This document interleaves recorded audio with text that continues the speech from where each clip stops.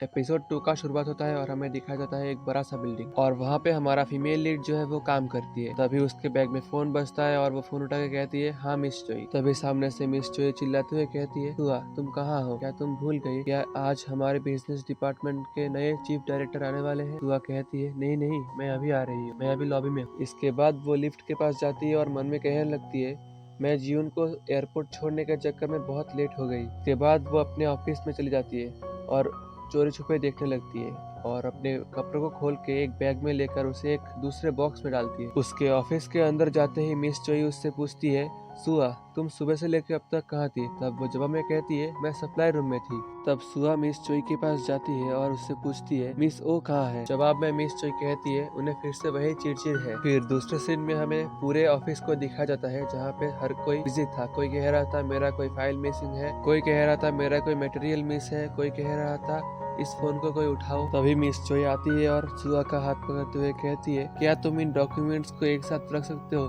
क्योंकि हमारे जो ऊंचे पद के लोग हैं वो मीटिंग से पहले हमारे सेल्स परफॉर्मेंस को देखना चाहते हैं। तब सुहा कहती है, अच्छा इसीलिए सब लोग इतना बिजी है। तभी सुहा का नजर मिस चोई और वो कहती, आज तुमने इतने अच्छे तरीके से ड्रेसअप क्यों किया? जवाब में मिस चोई कहती है, बेशक मैंने ये किया और ये उसी आदमी की वजह से है जिसने आज पूरे ऑफिस को उल्टा पुल्टा कर दिया है। तब सुहा पूछती है, क्या ये वही नया चीफ डायरेक्टर है? और मिस चोई उससे पूछती है, क्या तुम्हें पता नहीं वो कौन है? और कहती है, वो विदेश जाने से पहले यहाँ का एग्जीक्यूटिव डायरेक्टर था स्ट्रेटेजी प्लानिंग डिपार्टमेंट का और अब वो यहाँ पे बिजनेस डिपार्टमेंट का चीफ डायरेक्टर बन के आया है। लोग कहते हैं वो मुंह में हीरो का चम्मच लेके पैदा हुआ है। वैसे भी वो सेल्स परफॉर्मेंस का रिपोर्ट मांग के पूरे कंपनी को उलट पुलट कर दिया एक ही दिन में। मुझे पता है कि हमें उसके आने का जश्न मनाना चाहिए, लेकिन वो इंसान पागल है। तभी सुआ एक लैपटॉप को लेती है और उसमें कुछ ग्राफ्स और रिपोर्ट को दिखाने लगती है मिस चोई को। तब मिस चोई खुश होते हुए कहती है, सुआ तुम जीवन रक्षक हो, तुमने ये सब एक साथ कब किया? तब सुआ कहती है, जब मिस ओ ने हमें ओवर टाइम करवाया था हफ्तों तक, तब मुझे लगा कि ये सब काम आएगा। तभी मिस चोई उसे गले लगाते हुए कहती है, ओ बेसुआ। तब पीछे से एक लड़की पूछती है, क्या हम अब ठीक है? के बाद सब लोग एक साथ मीटिंग रूम में चले जाते हैं। दूसरी तरफ सुहा उस रूम में अकेली बैठी होती है और मन में कहने लगती है, अचानक से सब कुछ शांत हो गया और कहती है, शायद मुझे उनके आने से पहले टीएच गोल्फ टूर्नामेंट की तैयारी करनी चाहिए।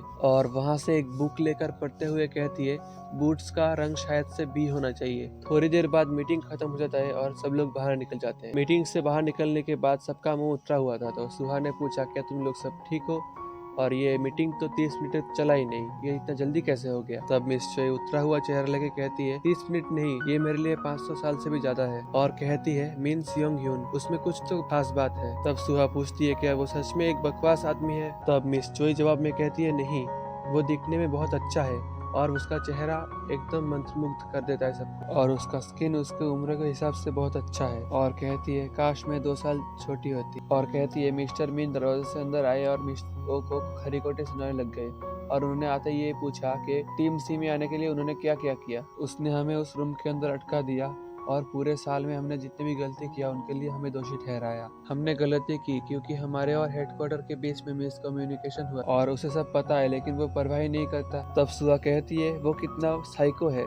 तब मिस चोई कहती है, वैसे भी वो एक टीएफ तैयार कर रहा है। फिर सुआ कहती है, चलो कोई तो टाइम को बर्बाद नहीं कर रहा है। मैंने सुना है हमारे टीम में से 2 लोगों को भेजेंगे जो कि पुरुषों के सूट के लाइन पे काम करेंगे। ऐसा लगता है कि हम एक खुद का ब्रांड लॉन्च कर रहे हैं। तब सुहा चौंकते हुए कहती है, मेन सूट। और मिस चोई उससे पूछती है, तुम इसमें इंटरेस्टेड हो? क्या मैं तुम्हें रेकमेंड करूं? और अब तुम ये मत कहना कि टेलर बनना ही तुम्हारा सपना है। और कहती है, वैसे भी मिस ओ इस लिस्ट से बाहर हो चुकी है।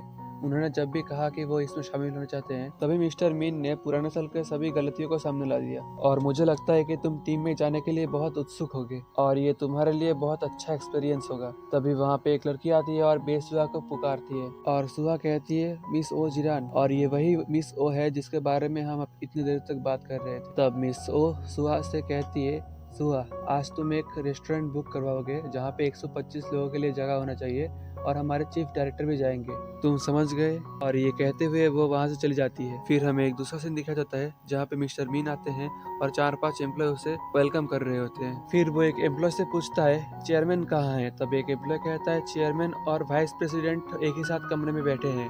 तब वो कहता है, दरवाजा खोलो, और खुद दरवाजा खोलते हुए अंदर चला जाता है। और जब वो अंदर जाता है तभी वहाँ पे एक बंदा कहता है, ओ तो तुम यहाँ पर हो। फिर हमें टेबल के ऊपर कुछ फोटोज दिखाई देता है और ये वही फोटोज होता है जो मिस्टर मीन प्लेन में बैठे बैठे अपने लैपटॉप में देख रहा था। तब वो उन फोटो को हाथ में लेकर मसलते हुए कहता है ये सब कुछ सच नहीं है। तब दूसरा बंदा कहता है इससे कोई फर्क नहीं पड़ता, ये एक बहुत बढ़िया शॉट है।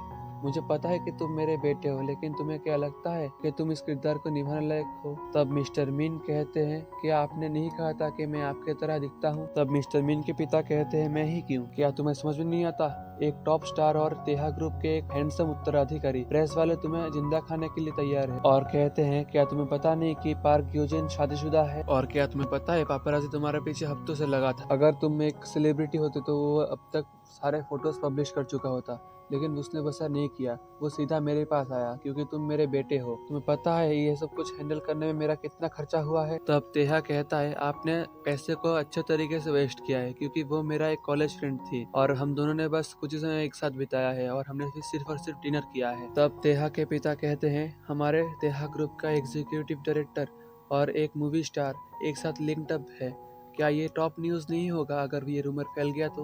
तब तेहा अपने पिता से कहता है कि आपने तो अभी भी कहा कि आपने ये सब कुछ ठीक कर लिया है और आपने बहुत सारा पैसा भी खर्च किया है। तब तेहा के पिता कहते हैं हमें तुम पर विश्वास है, लेकिन तुम इसे कैसे हैंडल करोगे? तब तेहा उठता है और कहता है हाँ मैं इसे हैंडल कर लूंगा, और वो चला जाता है। और इसी के साथ चैप्टर 2 यहाँ पे खत्म होता है। एक्सप्लेनेशन अच्छा लगा तो लाइक करना, चैनल पे नए हो तो सब्सक्राइब करना। मिलते हैं नेक्स्ट वीडियो में, तब तक के लिए बाय बाय।